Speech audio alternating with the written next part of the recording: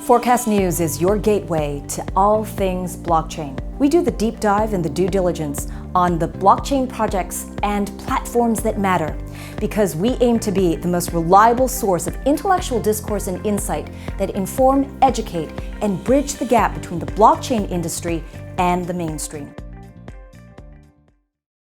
Liquidity and market. Yeah. When you're talking about regulators, liquidity is great.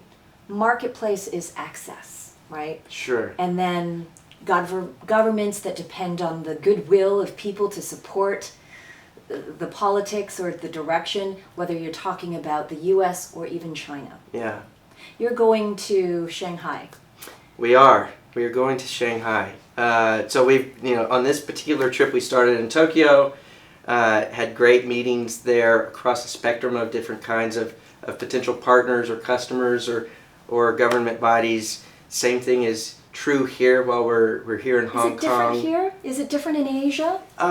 It's interesting. When we're talking about the regulators, the way in which they're viewing the market and how they're trying to make decisions about what is a security and what is not a security, those are different, right? The litmus test of what is or is not is different based on sort of the historical law that is in place in a given jurisdiction. Those influence the way the regulators view the world.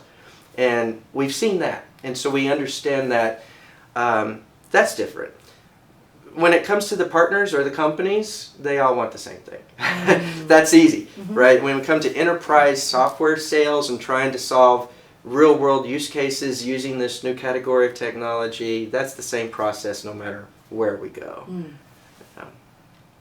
China, though, is in a very interesting space. I think that, with the U.S. trade wars and you take a look at the underlying economy that really props up the strength of the political structure there. The feeling, the sentiment of blockchain and certainly cryptocurrency in forms of capital control is certainly not as robust or trusting of this new technology. Are you feeling that?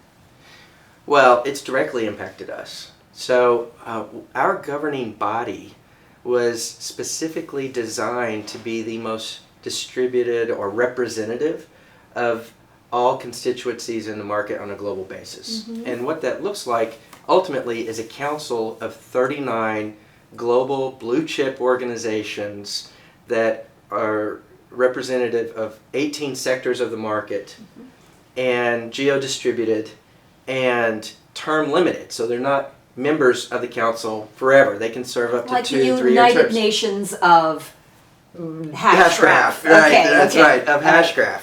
And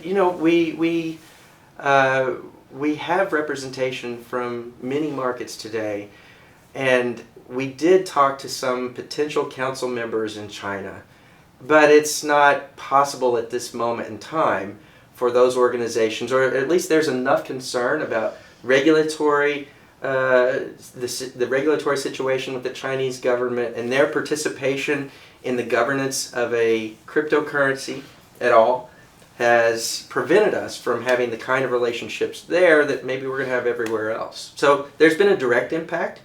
I don't expect it to last forever.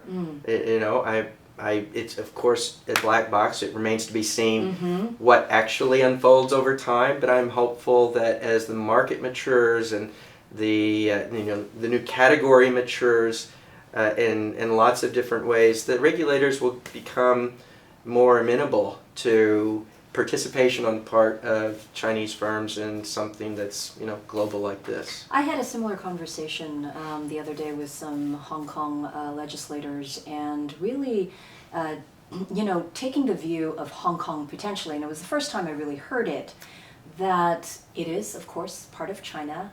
One country, two systems is the famous adage, but potentially the scene in Hong Kong as it pertains to technology and startup and blockchain. Is this a testing ground for potentially the future of policy in China? I've heard people say that. That's part of why we're here. we would welcome the participation of council members from Hong Kong, and that's sort of the hub, if you will, of the Greater Bay Area, and maybe in representation or entryway into mainland China ultimately. Who knows? But what we want is representation from all major jurisdictions or geographies. And until we can achieve that in a way that satisfies all constituencies and regulators, etc., then we'll do the best that we can.